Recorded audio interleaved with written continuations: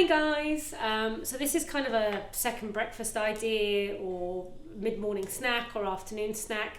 In our house at the weekend it's kind of the treat for the boys. I've been uploading this for quite a few years now on social media, my kind of lime, ginger, banana bread.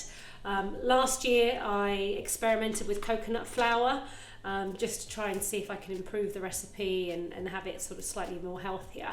So I've measured out the ingredients, but again I'm going to upload it with obviously everything that you need. But I'm going to make a banana bread. Some of you might not have heard this, like the ginger balls as I call them. They're absolutely amazing. I use a couple of them, cut them up, put the syrup in, as well as crystallized ginger for the end, with some lime zest as well. So I'm just going to show you kind of extra ingredients that I add. Again, coming back to my chia seeds, amazing super product, superfood. Has no taste but got huge benefits.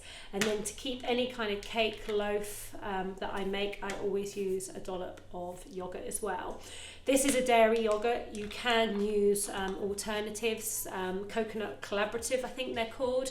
They're a non-dairy option. Absolutely amazing as well. But today I thought I'd just kind of keep it simple with products that people know. But again, all of this can kind of be changed to different diets. So people that are vegan wouldn't obviously want eggs, wouldn't want this kind of yogurt. So there are things that we can kind of do to make a difference. For anyone that doesn't eat eggs, you can change by using things like avocado, and there's other alternatives as well. But over time I'll do sort of different videos with different ways that you can kind of change it to people's kind of lifestyles and what diets they're following as well. Really simple to make a banana bread. It's not one to be scared of because it really can't go wrong. So literally 2 or 3 bananas depending on the size. The great thing about banana bread is the more black the banana, the better taste. So don't ever go for really ripe bananas. They're not going to give you that banana flavour. So that's why it's always great, something that I make normally Saturday or Sunday morning early, because by the end of the weekend, you know, or the end of the week should I say, there's always a couple of bananas left over that are slightly turning, but you can smell them and it's an amazing taste to have in your banana bread. So yeah, definitely something to try for the weekend. So literally all I've done is 2 bananas mashed up. I've then got 40 grams of butter.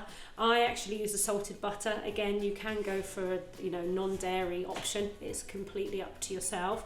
Have melted it, and all you do is actually just tip it in to the bananas. Very simple.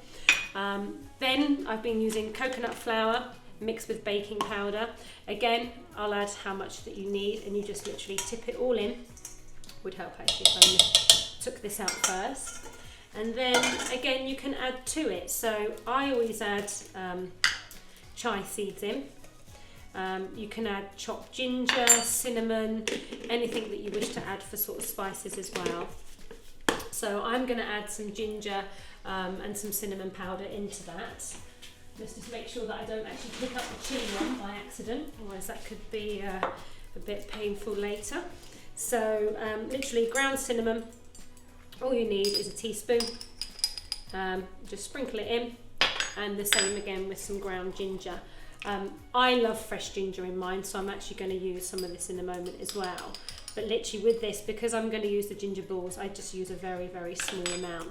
Again, when it comes to cooking, to start off with, by all means follow recipes, but once you kind of build your confidence, I have never stuck to a recipe because I love spices, I love chilies, I love ginger, I love cinnamon. So if a recipe has told me, or a teaspoon of cinnamon, I tend to put 2 or 3 because that's what I like. So don't be scared to experiment and to adapt things to the way that you like it to be. These are very sticky, but they smell amazing. I wouldn't eat one on their own, that's for sure. This is great also for anybody that's pregnant and getting a lot of sickness. And you're just finding like ginger biscuits aren't working. Banana bread is amazing, loaded with ginger. I remember with my first son, I got quite a lot of sickness, and at the time I was eating a lot of malt loaf, but I was making a homemade kind of ginger butter, which again was just grated ginger with butter in the fridge overnight. I would toast the malt loaf and then just put a layer of the ginger butter in. It worked amazing. So yeah, anybody who's kind of struggling with sickness, definitely kind of recommending trying a few different ingredients and recipes with ginger. Again, like I said, it's very, very sticky, a bit like honey. And again, depending on how much you like your ginger, depends on how much you wish to put in. I then also, because it's got a lot of ginger syrup, literally add 1 or 2 spoonfuls of the syrup into the mixture. So next thing, again, not everybody eats eggs, but there are alternatives out there. Literally 1 egg. Don't need to tell you what I'm doing, it's pretty obvious. Crack the egg in and then give it a really good whisk. I sometimes use my Maggi mixer, but my son Ashton absolutely loves helping me to cook, and he loves making a banana bread. If we've ever got anyone ever to stay for the weekend, it's always what he likes to make and kind of give to them as a present, which I think is absolutely fantastic to kind of get him experimenting in the kitchen. It comes quite sort of sticky, the texture, so make sure you kind of give it a really good mix. And this is why I like to add in a good spoonful of yoghurt, because it kind of keeps it moist and bouncy as well, and very, very soft. And a lot of people always wonder when they go to restaurants, you know, how come it's really moist and really bouncy? And most probably their secret ingredient is 1 or 2 spoonfuls of, you know, natural yoghurt. I have also experimented at times with flavoured yoghurt, so rhubarb or anything like that, when I want to kind of add new flavour, you know, and new kind of changes to it, let's say. So literally all you're doing, just mixing it all together. And then, as you can see, it's kind of slightly got a little bit runnier than it was before. So on this one, just because I'm going to make a very, very small banana bread, you don't need to use a loaf tin. You can even make it as a round cake, anything that you wish to do, or even into little small banana muffins. I've just got a bit of butter in here that's kind of been getting up to room temperature. You can use baking paper as well if you want to, but literally just baste the tin. With my banana bread as well, I tend to put them in for 45 to 50 minutes on 180 on a fan assisted oven. At about 20 to 25 minutes in, I actually cover them with tin foil as well. So there we go. So literally the whole thing's been covered there. And all you do, get rid of any product there. And actually we can use the ginger one. You just literally are just going to spoon in the mixture, and then that will go in the oven for 45 to 50 minutes. You might find as you're tipping it in you've got some of the flour still. Don't worry, because you can give it a good mix once you've kind of put it in here as well. I like to have some crystallized ginger on top of my banana bread after, as well as some grated zest of a lime.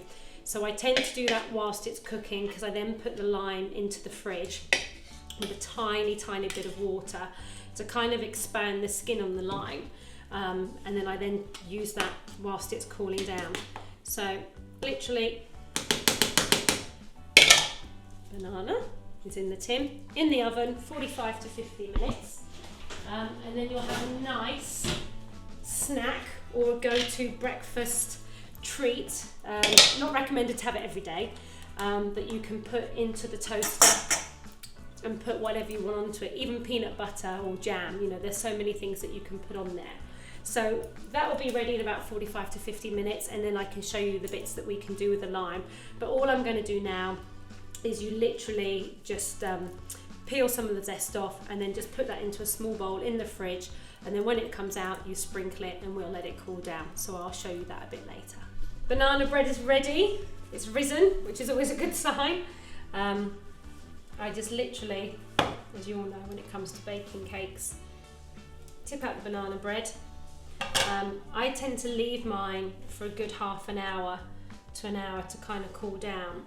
I said earlier about when I add yoghurt into my cakes, and just even to kind of touch it, you can see it's got a nice squidgy kind of consistency.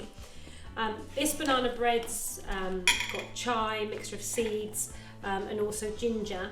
And then I like to kind of put on the top stem crystallized ginger. So all I do is literally just cut up, it's kind of like or like a wine gum kind of texture, stem ginger, but slightly harder.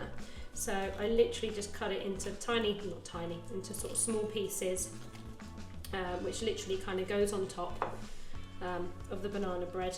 Again, doesn't have to be perfect, it will fall off. And normally I kind of do this within the cake tin, but you wouldn't actually see me doing it if I'd actually put it straight in there to let it kind of cool down. So I put that on, and earlier you would remember that I grated some lime zest. This has just had a tiny drop of water in it whilst it was in the fridge to kind of keep it moist, and then all I do is I just kind of sprinkle the actual lime throughout the actual top of the cake as well, which is just a nice kind of added flavour. Because of the water, it can kind of get stuck to your fingers, so again, don't be scared to kind of, you know, it doesn't have to be picture perfect, all of these things, you know, once it's cut, you know, we all eat it and whatever.